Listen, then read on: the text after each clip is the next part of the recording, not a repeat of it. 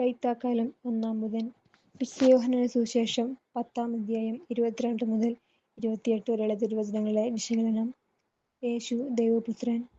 നീ ക്രിസ്തുവാണെങ്കിൽ വ്യക്തമായി ഞങ്ങളോട് പറയുക.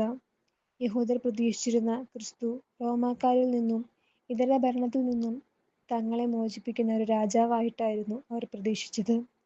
അവന്റെ മുന്നോടിയായ യോഹന്നാൻ പോലും അതാണ് പ്രതീക്ഷിച്ചിരുന്നത്. അതിനാണല്ലോ ഇനിയും മറ്റൊരുവരെ പ്രതീക്ഷിക്കണമോ എന്നന്വേഷിക്കാൻ അവൻ തന്റെ ശിഷ്യരെ അയക്കുന്നത്. യേശു പറഞ്ഞു, നിങ്ങൾ കാണുന്നതും കേൾക്കുന്നതും പോയി അവനെ അറിയിക്കുക. കുരുടർ കാണുന്നു, ചെകിടർ കേൾക്കുന്നു, മുടന്തർ നടക്കുന്നു, കുഷ്ഠരോഗികൾ സുഖമാക്കപ്പെടുന്നു, മരിച്ചവർ ഉയർപ്പിക്കപ്പെടുന്നു, ദരിദ്രരോട് സുവിശേഷം പ്രസംഗിക്കപ്പെടുന്നു. എന്നിൽ ഇടർച്ച തോന്നാത്തവർ ഭാഗ്യവാന്മാർ. അവൻ പറയുക മാത്രമല്ല, പിതാവിന്റെ നാമത്തിൽ മനുഷ്യർക്കാർക്കും ചെയ്യാൻ പറ്റാത്ത പ്രവൃത്തികളും ചെയ്തു. എന്നിട്ടും അവനിൽ അവർക്ക് ഇടർച്ച തോന്നി. അതിനാൽ അവർ അവനിൽ വിശ്വസിച്ചില്ല. ദൈവത്താൽ തിരഞ്ഞെടുക്കപ്പെട്ടവരാണ് തങ്ങളെന്ന് സ്വയം അഭിമാനിക്കുന്നെങ്കിലും യേശുവിലുള്ള അവിശ്വാസം മൂലം അവർ ആ അജഗണത്തിൽപ്പെട്ടവരല്ലെന്ന് സ്വയം തെളിയിക്കുകയും ചെയ്തു.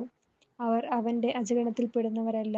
അവന്റെ ആടുകളായിരുന്നെങ്കിൽ അവർ അവന്റെ സ്വരം തിരിച്ചറിയുകയും അവനെ അനുഗമിക്കുകയും ചെയ്യുമായിരുന്നു.